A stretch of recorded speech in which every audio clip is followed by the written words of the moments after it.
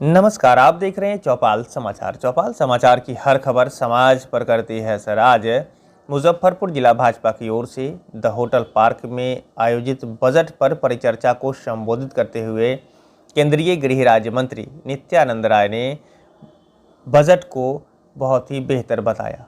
उन्होंने कहा कि यह बजट आत्मनिर्भर भारत व देश के भविष्य को दिशा देने वाला है। उन्होंने कहा कि इस बजट के प्रावधानों के अनुसार हर व्यक्ति हमारे देश का इससे लाभान्वित होगा। किसानों के लिए, युवाओं के लिए और नए रोजगार को जनरेट करने के लिए यह बजट बहुत ही बेहतर साबित होगा। आप देख रहे हैं चौपाल समाचार में वरीय संवाददाता अभिषेक आनंद की रिपोर्ट। सभी आदरणीय प्रिंट और इलेक्ट्रॉनिक मीडिया के भाइयों बहनों,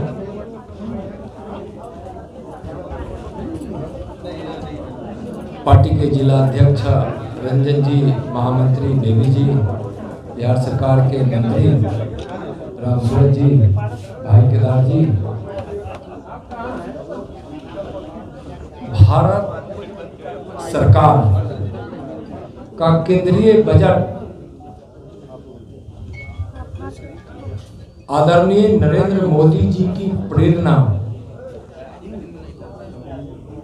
में वित्त मंत्री माननीय निर्मला सीतारमण जी द्वारा प्रेषित यह 2022-23 का बजट यह एक ऐतिहासिक बजट है और अब तक का देश की आज़ादी से सबसे बड़ा बजट है। देश की आज़ादी के बाद यह बजट गरीब और बेरोजगारों को बेहतर भविष्य देने वाला बजट है। यह बजट कल्याणकारी, प्रगतिशील और देश के भविष्य को नई दिशा देने वाला बजट है। यह बजट नौजवानों को रोजगार देने वाला बजट है। किसानों के कल्याण के लिए यह बजट है।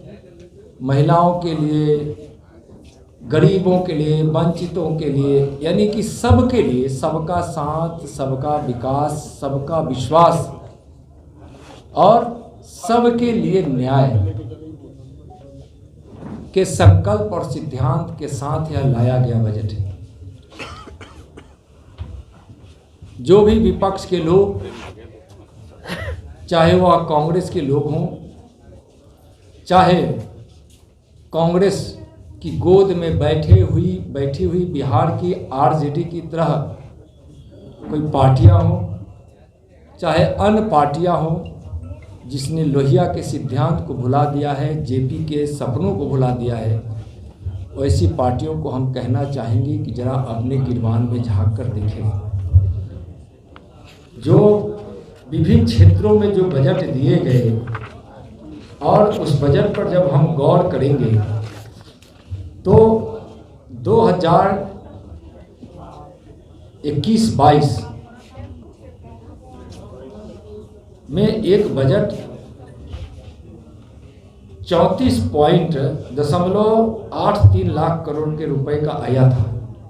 लेकिन अगर इस देश को जरूरत पड़ी तो बजट अनुमानित होता है, लेकिन अगर देश की आवश्यकता होती है तो हम पूरक बजट के माध्यम से भी देश की आवश्यकता को पूरा करते हैं।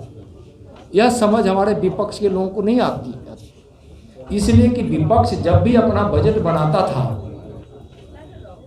तो उस बजट में अनुमानित लागत के बाद वह पूरक मांगों की प्रयास नहीं करता था और जिसके कारण देश की ज़रूरतें पूरी नहीं होती थी। आप उठाकर देखिए कि कांग्रेस सरकार के समय का एक बजट है जो 14,90,925 करोड़ का था और वास्तविक व्यय उसमें कितना हुआ 14,10,000। तो एक तरफ कांग्रेस और उसके यूँ कहे कि यूपीए के बजट में जो जितना प्रावधान किया जाता था उससे भी वह कम खर्च करती थी। एक उदाहरण हमने दिया कि किस प्रकार से बजट लाए और खर्च भी उससे कम किए। और मोदी जी की सरकार का भी उदाहरण दिए कि बजट 2021 में 34 लाख करोड़ का था, लगभग 35 लाख करोड़ का, और संशोधित बजट 37 लाख करोड़ से भी ज़्यादा, लगभग 38 लाख करोड़ हम बाद में उसको संशोधित अनुमान में लाकर, बजट में लाकर हमने देश की प्रगति को आगे बढ़ाया।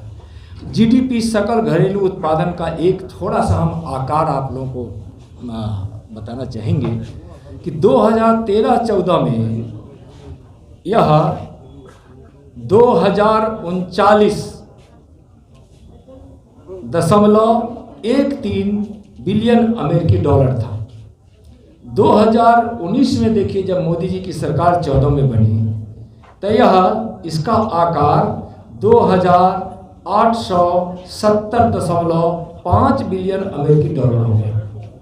हम बजट के आकार को भी नरेंद्र मोदी जी की सरकार कैसे बढ़ा रही है। 2021 का बजट देखें तो यह बढ़कर कितना हो गया, 3250.08 बिलियन अमेरिकी डॉलर, यानी कि लगभग 1200 बिलियन अमेरिकी डॉलर की हम बढ़ोतरी एक साल में की। और इस प्रकार से यह बजट देश की आज़ादी का सबसे बड़ा बजट है और ऐतिहासिक बजट है। दूसरी ओर जब आप देखेंगे निर्यात को, निर्यात देश की राष्ट्रीय पूंजी को तो बढ़ाता ही है, लेकिन यह रोजगार भी देता है। उत्पादन बढ़ाने के लिए लोगों की इच्छा शक्ति को मजबूत और उत्साह को भी बढ़ाता है। निर्यात 2013-14 में 2.85 लाख करोड़ रुपए का होगा, 2.85 लाख करोड़ का निर्यात। यही 2022-23 में 4.7 करोड़ रुपए के साथ इसका लक्ष्य की ओर हम बढ़ने का हम संकल्प अपना है। और बीच में जो निर्यात आप देखे होंगे कि कोरोना काल में भी भारत का निर्यात बढ़ा, कोरोना काल में भी भारत का निर्यात बढ़ा है। एक बहुत बड़ी चीज़ है, शायद कांग्रेस और आरजेडी के लोग न समझेंगे, कम्युनिस्ट के लोग नहीं समझेंगे। विदेशी मुद्रा के भंडार का आकार देखिए। 2013-14 में 275 अरब अमेरिकी डॉलर भारत का विदेशी मुद्रा भंडार था। अब वह 2021-22 में 630 अरब अमेरिकी डॉलर का अपना विदेशी मुद्रा भंडार हो गया। देखिए कितना बड़ा, 2 गुना से भी ज़्यादा। तो जब देश में विदेशी मुद्रा का भंडार जब हमारे पास इतनी मात्रा में है, यानी कि देश की आर्थिक व्यवस्था मजबूत हुई है। ग्रामीण विकास का बजट, बिहार गांव में बसता है, शहर में भी रहता है, लेकिन ग्रामीण और शहर दोनों के लिए केंद्र सरकार ने अच्छा बजट किया है। और चूंकि हम केंद्रीय बजट पर बोल रहे हैं तो हम केंद्रीय बजट का आंकड़ा दे रहे हैं कि ग्रामीण विकास मंत्रालय के बजट में 1,38,204 करोड़ रुपए दिए गए, जिससे ग्रामीण विकास की रफ्तार तेज होगी और रोजगार भी ग्रामीणों को मिलेगा। जब विकास होता है तभी रोजगार मिलेगा। तो बजट में देखिए कि 2013-14 में 74,429 करोड़ रुपए का ग्रामीण क्षेत्र के विकास के बजट में कांग्रेस की सरकार, यूपीए की सरकार लाई थी। जो बजट 2022-23 में बढ़कर 1,38,204 करोड़ हो गए, यानी कि 64,000 करोड़ रुपए की बढ़ोतरी हुई है।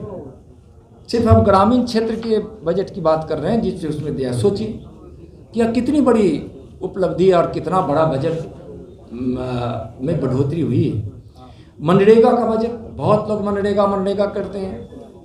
अब 2013-14 में 33,000 करोड़ रुपए यूपीए की सरकार, कांग्रेस की सरकार बजट रखी थी।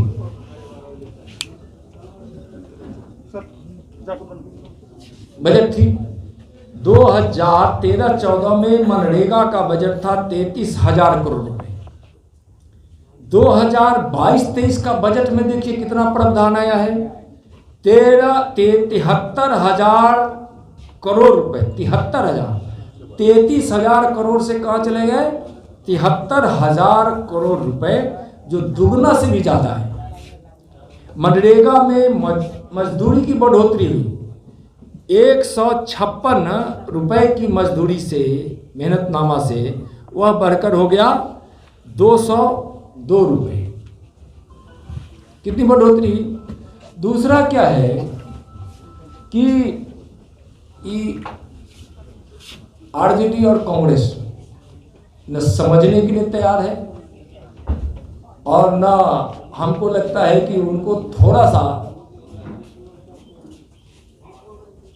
कुछ हकीकत की ओर जाना चाहिए। गुमराह करने का काम करते हैं। कहे कि मनरेगा का बजट घट गया, कहते हैं ना, मनरेगा का बजट घटा नहीं। 2021-22 के लिए जो बजट था, वह बजट में जब और आवश्यकता हुई तो उसकी अनुपूरक संभावित अनुमानित बजट जो था उसमें कोई कमी नहीं आई। लेकिन हम अनुपूरक बजट देकर मनरेगा के लिए जो बढ़ोतरी किए थे, वह बजट बढ़ा था, इसलिए उनको आकार समझ ही नहीं आ रहा है। जब गरीबों को, मजदूरों को जब मनरेगा के माध्यम से हमको रोजगार देना था, तो जो बजट जितना 2021-22 में प्रावधान किया गया था उसमें हम और जोड़े, इसलिए उनको बढ़ा घटा नजर आ रहा है। या तो गणित के किसी टीचर प्रोफेसर से जाकर पढ़े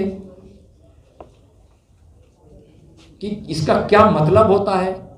2022-23 में जो बजट लाया गया है मनरेगा का 73,000 करोड़ का, तो 2021-22 की तरह अगर और पूरक बजट लाकर पूरा करना होगा तो हो सकता है कि यह बजट और ज़्यादा बढ़ जाए।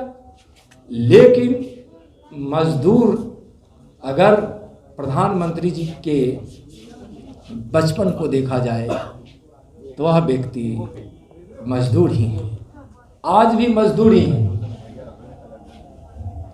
इसलिए मजदूरों के भविष्य के साथ मोदी सरकार कहीं कमी नहीं कर सकती। और मैं चाहूंगा कि आप लोग इस विषय को जरा ठीक से उनको बताना चाहिए।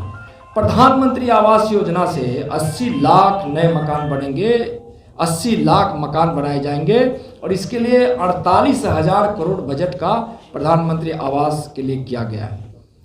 कृषि बजट 1,24,000 करोड़ रुपए है प्रदान किए गए, जिससे किसानों की आर्थिक स्थिति में भी सुधार होगी। बजट में 2013 में आप जब देखेंगे तो कितना था, 2013 में बजट था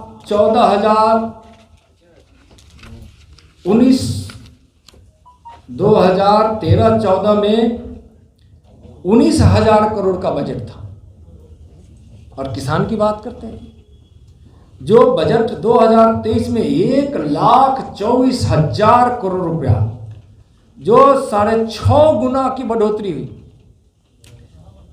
19,000 करोड़ यूपीए सरकार 2013-14 का बजट, माननीय मोदी जी की सरकार 2022-23 का बजट 1,24,000 करोड़ का, यानी 6.5 गुना से भी ज्यादा बढ़ोतरी हुई। 78,000 करोड़ रुपए, 68,000 करोड़ रुपए डीबीटी मोड से पीएम किसान योजना के माध्यम से किसानों के खातों में सीधा भेजा गया। रबी फसल 2021-22 और खरीफ फसल में धान की अनुमानित खरीद 163 लाख और इससे किसानों से 1,1202 लाख मैट्रिक टन गेहूं और धान की खरीदगी को इसमें शामिल किया गया है। लगभग 2.37 लाख करोड़ का एमएसपी का सीधा भुगतान किसानों के खातों में किया गया। 2.37 2,37,000 करोड़ रुपए की भुगतान सीधा एमएसपी का किसानों के खातों में किया गया है। मैं लगभग 2.5 करोड़ के आसपास 2.5 लाख करोड़ का एमएसपी का भुगतान, रिकॉर्डेड भुगतान है यह। और किस किसान की बात कर रहे हैं?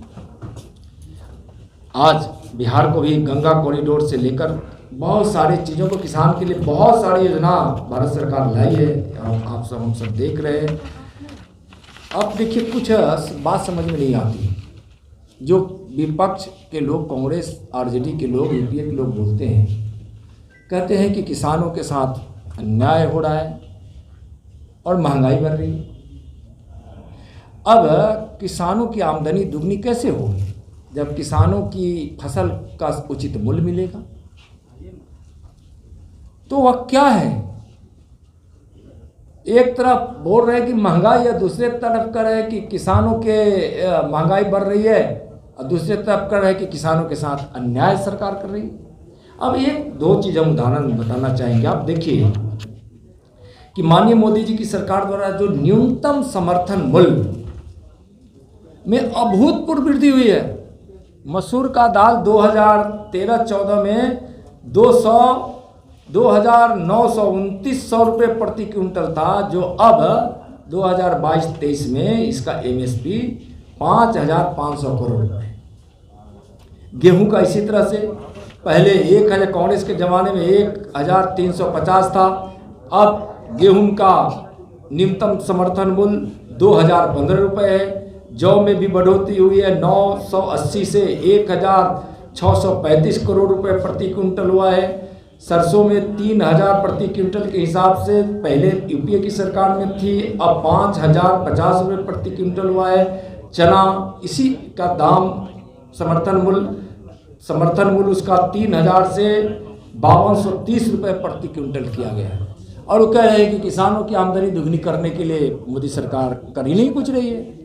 किसानों की आमदनी होगी जब उसके सिंचाई यानी लागत में हम कम करेंगे और उसके उत्पादन का हम सही मूल्य देंगे, समर्थन मूल्य इसलिए निर्धारित की है। तो यह बात से वह पता चलता है कि बिल्कुल कांग्रेस हमेशा, और आरजेडी कांग्रेस विरोधी, किसान विरोधी सरकार रही है, और इसलिए वह हमेशा इस तरह की बात करती है और नासमझदारी की बात करती है। मंत्रालय की बात आप देखें, स्वास्थ्य मंत्रालय की, तो कोरोना काल में हेल्थ बजट में कितनी बढ़ोतरी। कांग्रेस के समय हेल्थ में 2013-14 में बजट 32,745 करोड़ रुपए था। भाजपा ने स्वास्थ्य बजट को बढ़ाकर 2019-20 में 64,000 करोड़ किया, 20 से 21 में 85,950 करोड़ कर दिया, यानी लगभग 86,000 करोड़, और 2022 में 86,606 करोड़, यानी 2020 में 85,000 से ज़्यादा और 2022-23 में 86,000 करोड़ रुपए से ज़्यादा की। इतनी रोड ट्रांसपोर्ट में देखिए कितना बजट बढ़ा, रेल मार्ग में कितना बजट को बढ़ाया गया है। इस तरह से आप जब सारी चीज़ों को देखेंगे तो आपको लगेगा कि मोदी सरकार गरीबों के हित में है। और महंगाई का मैं एक आंकड़ा देना चाहता हूँ, जिस पर हम बता रहे थे महंगाई और बेरोजगारी कर रहे हैं। कांग्रेस के समय में महंगाई ज़्यादा था। हिम्मत है तो कांग्रेस वाला आपको प्रेस कॉन्फ्रेंस बुला के हमारे बातों का जवाब दे, और उनको ये आंकड़ा जरूर पढ़ा दीजिएगा। मैं सारा पेपर आपको दे रहा हूँ, और सब बिल्कुल रिकॉर्ड में है, और हम बोल रहे हैं यह भी रिकॉर्ड है। कांग्रेस के समय में महंगाई 2009, 2010, 2013 इन सब सालों को उठाकर देखिए, महंगाई दर था 10% महंगाई का दर था 10, महंगाई दर थी 10। महंगाई दर कितनी थी? 10। अब 2000 इसमें जबकि वैश्विक वित्तीय संकट इतना बड़ा प्रभाव रहा, इसका कितना गहरा प्रभाव पड़ा, मोदी सरकार के प्रबंधन में बजट में मैक्सिमम रिटेल महंगाई जो गई वह कितना गया? 6.2%, यानी कि 6%, 10% और 6%। तो महंगाई किसके जमाने में थी? इसका पुरस्कार कांग्रेस को मिलना चाहिए ना महंगाई बढ़ाने के लिए। मैं तो कांग्रेस को कहता हूं कि भाई आपकी इच्छा हो तो मैं महंगाई बढ़ाने के लिए आपको पुरस्कृत करने का एक आयोजन करता हूं। आप अगर इसको स्वीकार करें, आरजेडी स्वीकार कर ले और कांग्रेस स्वीकार कर ले, तो हम मुजफ्फरपुर में उनको महंगाई दर बढ़ाने का उनको हम पुरस्कार देने के लिए तैयार हैं। हमको कोई दिक्कत नहीं है उनके साथ मंच साझा करने में, और महंगाई जो बढ़ाया उन्होंने पुरस्कार देने में। भले हमारी मोदी सरकार का जितना शिकायत कर लें, भाई रोजगार के लिए करें कि कुछ नहीं है। इस 2022-23 का बजट देखिए, इसमें आत्मनिर्भर भारत के अंतर्गत 16 लाख नौकरियां का स्कोप है, नौकरियां दी जाएगी 16 लाख। मेक इन इंडिया के तहत 60 लाख नौकरियां आएगी। 7.5 लाख करोड़ के कैपिटल एक्सपेंडिचर से एक बड़े पैमाने पर रोजगार के अवसर मिलेंगे। जब यानी लगभग 7.5 लाख करोड़ जब हम इस क्षेत्र में लगाएंगे तो उससे कितने रोजगार मिलेंगे, या आप आएगा समय हम बताएंगे अगली बार कि कितना इससे रोजगार हुआ है। लेकिन एक बड़े आकार में मिलेगा, भारी मात्रा में मिलेगा। मैं इसको आज मैं कहने में बहुत इसको कोई संकोच नहीं कर रहा हूं। मैं इस प्रधानमंत्री जी के इस कदमों के कारण रोजगार मिलेगा, उसको मैं आज गर्व के साथ कह रहा हूं। इस प्रकार से बहुत सारी योजनाएं हैं और कौशल विकास से इनको इस रोजगार में होगी बढ़ोतरी और उसके लिए योग बनेंगे।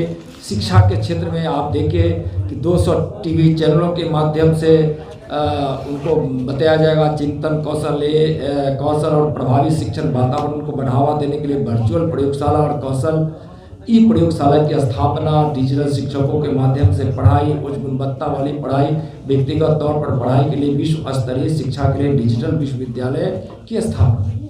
21वीं सदी में दुनिया चली गई, तो 21वीं सदी में भारत दुनिया का सबसे अग्रगणी देश बने, इसके लिए जिस पद्धति का प्रावधान और उसके लिए बजट में का प्रावधान जो मोदी सरकार जी द्वारा हुआ है, यह एक अद्भुत है। कुछ लोग कहते हैं कि यह सरकार उद्योग को बढ़ावा दे रही है। कांग्रेस और आरजेडी के लोग बता दें, अगर उनके पास कोई फार्मूला है तो दे दें कि रोजगार किस चीज से बढ़ेगा। रोजगार बढ़ने का सबसे बड़ा जो साधन है वह है उद्योग। आज हम उनसे पूछना चाहते हैं कि भारत का सर्वे उठाकर देखिए कि किस सेक्टर ने सबसे ज्यादा नौजवानों को रोजगार दिया है। तो मीडियम स्केल के उद्योग है, स्मॉल स्केल के उद्योग है, बड़े उद्योग भी हैं। अगर उद्योग धंधे नहीं बढ़ेंगे, नहीं लगेंगे तो रोजगार कैसे मिलेगा। इसलिए उनको इसमें हम खुली चुनौती देते हैं कि अगर रोजगार पर बहस करनी हो तो रोजगार के क्या क्या संसाधन होंगे। अरे भैया, आप तो राजनीति में लोगों को बेरोजगार बनाते हैं, रोजगार सिर्फ अपने परिवार के लोगों को देते रहे लालू जी, तेजस्वी जी। कांग्रेस का तो यही संस्कार ही रहा। तो आप तो राजनीति में लोगों को बेरोजगार बनाते हैं, अपने नेताओं को बेरोजगार बनाते हैं, परिवार के लोगों को ही सारी प्रमुख चीजों में लाते हैं। परिवारवाद की व्यवस्था ने इस देश को बहुत चौपट किया है। कांग्रेस की परिवारवाद की व्यवस्था ने इस देश को नुकसान पहुंचाया और आरजेडी के परिवारवाद की व्यवस्था ने इस बिहार को नुकसान पहुंचाया है। तो आप जब उद्योग धंधे लगेंगे तभी रोजगार बढ़ेंगे। कैसे? आज अगर मुजफ्फरपुर उदाहरण में दे रहे हैं खुद को समझने के लिए और आपको बताने के लिए कि अगर मुजफ्फरपुर के बेला इंडस्ट्रियल एरिया में आज अगर 10 अच्छी फैक्ट्री लगेगी तो रोजगार बढ़ेगा कि घटेगा? बढ़ेगा ना। अगर मुद्रा बैंक के माध्यम से नौजवानों को अगर रोजगार करने के लिए बैंक पैसा देगी, जो कम ऋण का पैसा है, कम सूद दर पर है, अगर कोई एक दुकान लगा लेगा तो उसमें कोई पानी देने वाला मिलेगा ना, कोई मिठाई बनाने वाला लगेगा ना, कपड़े की दुकान अगर लगती है तो कपड़े बेचने वाला उसमें लगेंगे ना। एक दुकान लगने पर कितने लोगों को रोजगार मिलेगा, यह समझ ही नहीं है उनको। यानी कि उद्योग धंधों से रोजगार बढ़ेगी, इसलिए इस सेक्टर को मजबूत करने के लिए प्रधानमंत्री जी ने बड़ा बजट का प्रावधान किया है। और दूसरा कि कृषि के क्षेत्र में जितना बड़ा काम किया गया, अगर कृषि का उत्पादन बढ़ेगा तो क्या होगा? अगर किसी सब्जी को किसी किसान को अगर गांव से बाजार में लाना होगा तो क्या एक टोकरी तो माथे पे लेके नहीं आ जाएगा। उत्पादन बढ़ेगा तो कौन चीज से लाएगा? कौन चीज से लाएगा?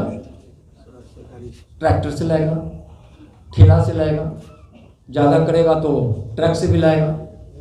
तो एक ट्रक वाले को रोजगार, एक ड्राइवर को रोजगार, एक खलासी को रोजगार। टायर पंचर हो गया तो टायर पंचर वाले की दुकान रोजगार। कहीं वो हाट में गया तो वहाँ के चाय वाले की चाय बिकेगी, बिस्किट वाले की बिस्किट बिकेगी, होटल वाले का खाना बिकेगा।